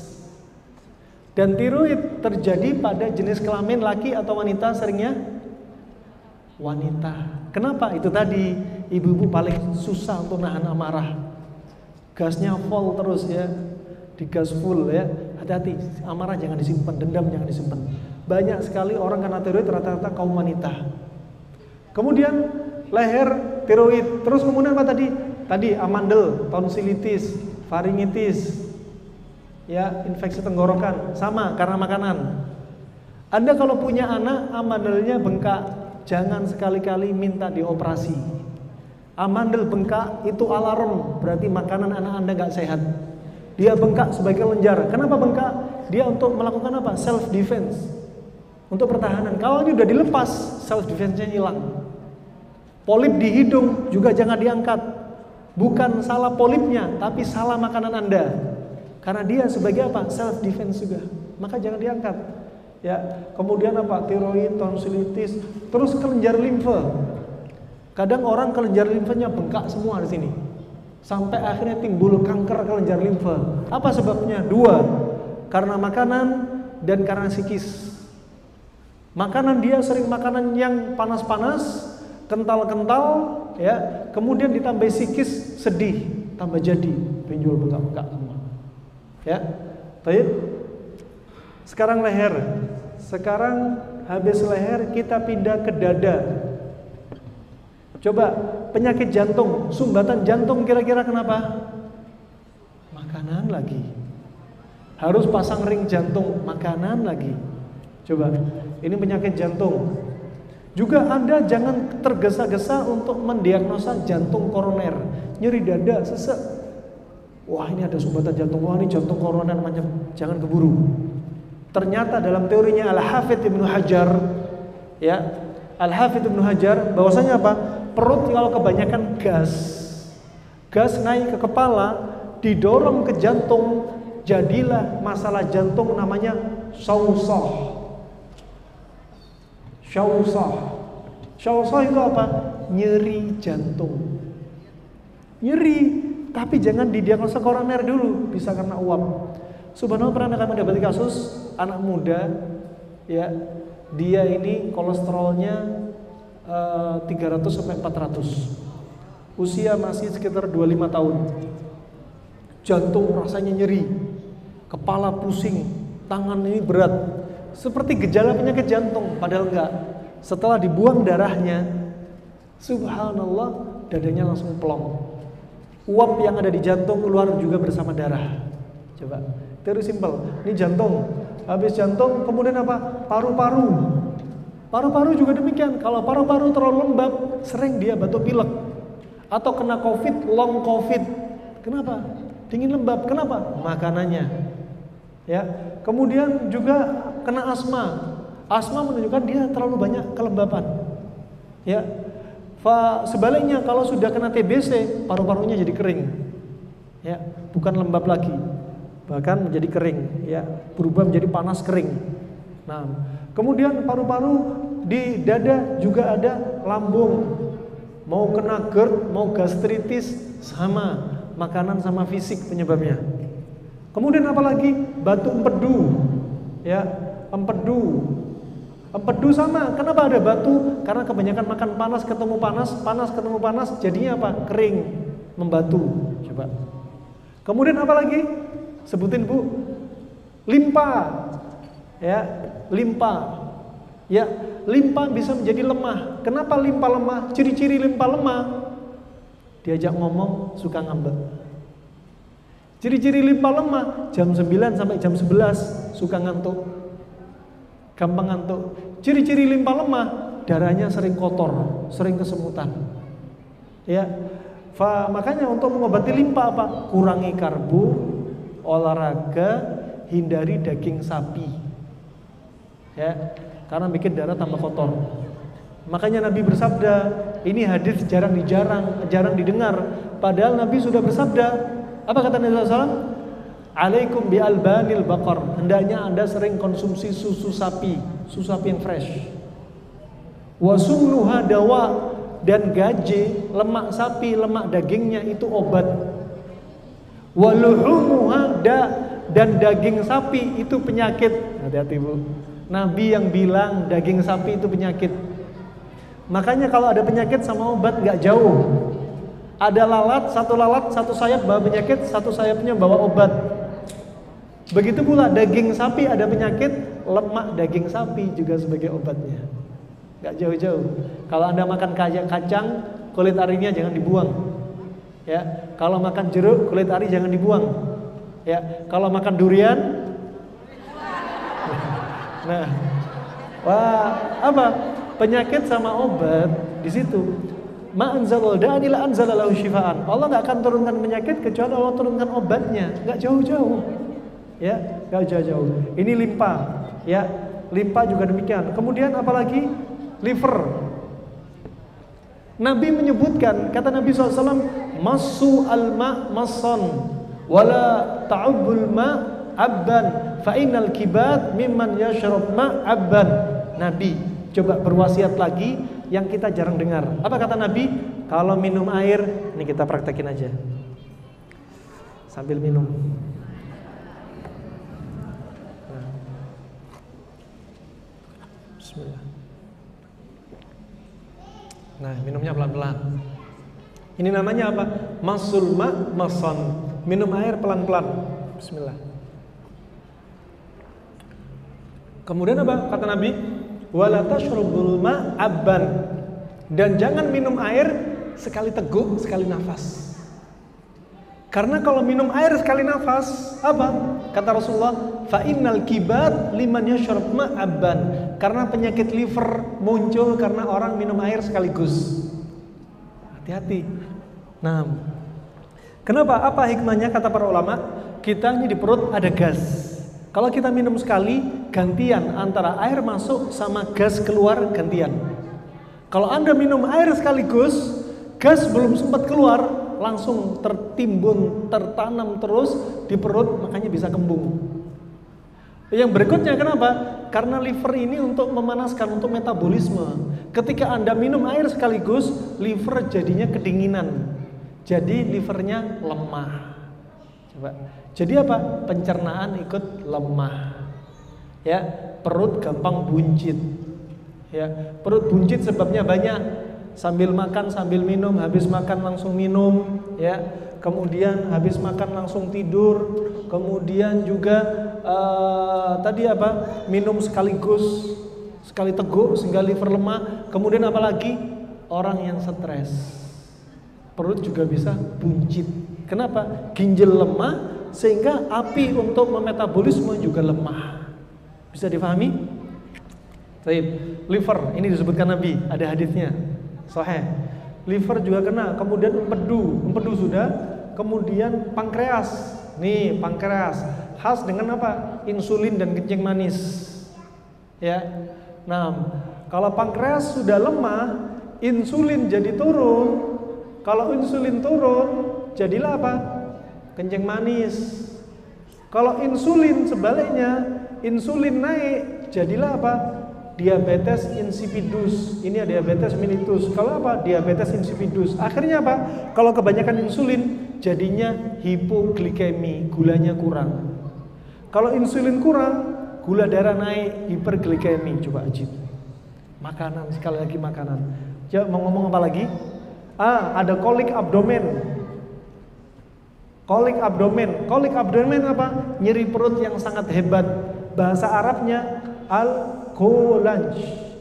Pakai kof kalau bahasa al-qulanj. Kenapa kolik abdomen dibahas orang klasik? Kolik abdomen karena ini. Ya, kolik abdomen contohnya ini. Ini lambung. Ini ada namanya sphincter pylori atau famul medah, mulutnya lambung. Ketika Anda makan, di sini agak cekung dia. Jadi makanan masih tertimbun di sini. Mengendap dulu, kemudian dikeluarkan apa? 5 enzim. Untuk apa? Menghancurkan makanan. Kemudian jadi apa? Jadi cairan cim. Bahasa Arabnya kimosat, bahasa medisnya cairan cim. Cairan cim apa? Cairan seperti susu, seperti bubur putih. Kenapa? Karena makanan sudah dihancurkan 5 enzim. Makanya biar makanan dihancurkan, habis makan jangan langsung minum. Atau sambil makan jangan sambil minum. Akhirnya apa? Makanan belum hancur, ada sepertiga hancur, 2/3 hancur. Akhirnya apa? Akan mendorong makanan terpaksa masuk sphincter pylori, mulut lambung yang sangat lemah dan kecil. Nasi ini, daging ayam, buah, pepaya, nanas, durian, kulitnya, masya Allah ada di sini. Akhirnya apa? Pintu lambungnya rusak. Inilah akhirnya terjadi kolik abdomen atau al-qulanj. Ini kalau sudah nyeri, udah pontang-panting di atas ranjang. Ya, makanya hati-hati ya kebiasaan seperti ini. Kenapa? Gara-gara pola makan lagi. Kemudian kita mau ngomong apa lagi? Masalah apa lagi? Ada masukan? Ada masalah apa lagi? Atau kita pindah lagi?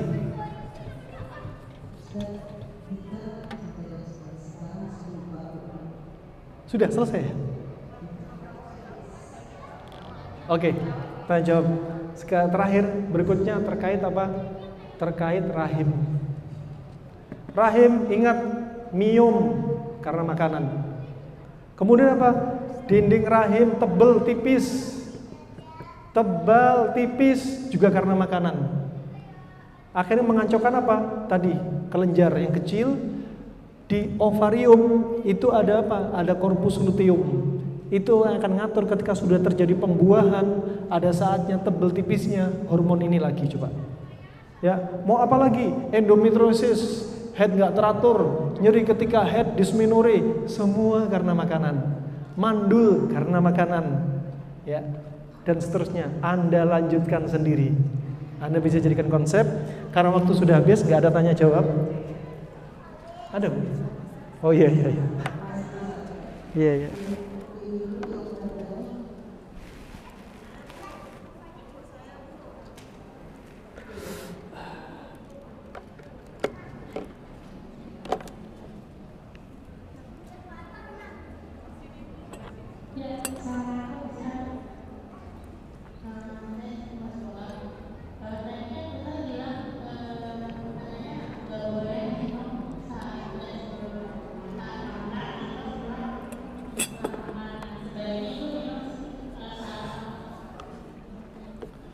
Sebaiknya minumnya kapan? Ya, dikasih jarak. Minimalnya untuk pertama kali setengah jam setelah makan. Semakin jauh semakin baik. Ada yang mengatakan diantaranya semakin jauh dari makan semakin baik. Ya, 1 jam, 3 jam setelah makan itu paling baik. Ya, tapi jangan sampai lupa minum. Afwan.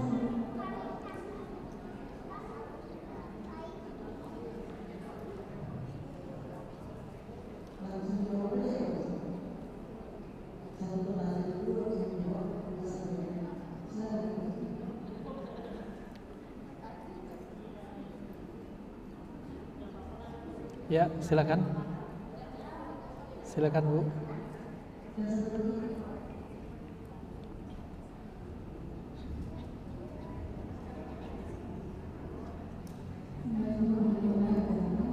Waalaikumsalam.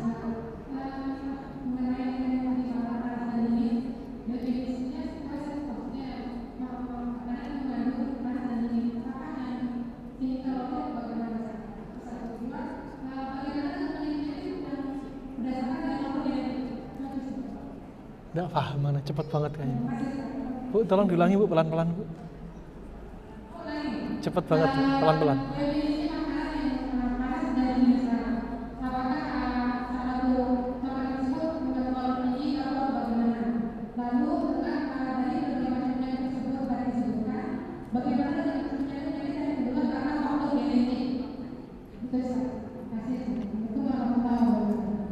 Waalaikumsalam warahmatullahi wabarakatuh.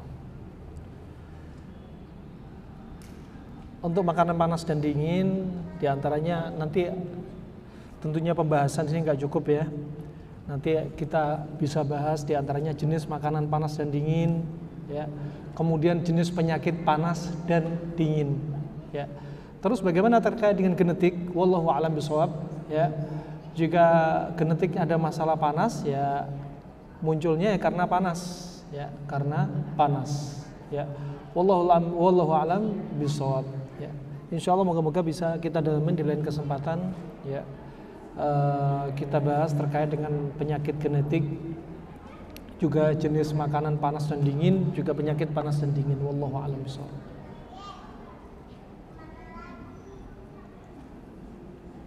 Ya, yang lainnya cukup insya Allah. Cukup.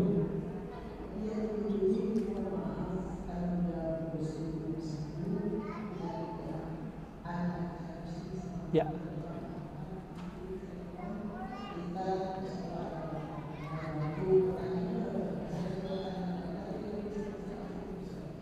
Iya, ya. Itu aja. Siap. Kesimpulan gitu ya. Kesimpulannya atau tagline-nya ya simple banget. Sehat itu mudah, sehat itu murah. Kalau Anda ingin back to nature, lihat back to nature-nya Nabi SAW. Ya, sekali lagi sangat simple. Ya, kalau misalkan bisa dinisbatkan sunnah, maka sehat Anda bisa menjadi nilai pahala. Jika itu ada dalilnya yang sunnah. Wah, sepertinya itu saja. Harap dimaklumi atas keterbatasan apa yang saya sampaikan. Semoga Allah sembuhkan orang sakit di antara kita. Ya Allahumma rfa'anna wal bala wal baba wal ghala wal fitan ma dhahara minha wa ma batan. Allahumma hdi wulata umurina ya rabbal alamin. Allahumma waffiq umurahum ya rabbal alamin. Allahumma shattit aduwak ya rabbal alamin. Allahumma shattit makrahum ya rabbal alamin. Allahumma hdina ilal haq wa ila siratil mustaqim. Allahumma aminna fi awtanina hadha ya rabbil alamin ya rabbal alamin. Allahumma aminna fi awtanina hadha ya rabbal alamin. Allahumma shfi mardana wa mardal muslimin. Allahumma shfi mardana wa mardal muslimin. Allahumma shfi mardana wa mardal muslimin. Allahumma adkhilna fi jannatik. Allahumma adkhilna fi firdaus al-a'la. Amin ya rabbal alamin. Wabillahi taufiq wal hidayah. Subhanakallahumma wa bihamdik asyhadu an la ilaha illa anta astaghfiruka wa atubu ilaik. Wassalamu alaikum warahmatullahi wabarakatuh.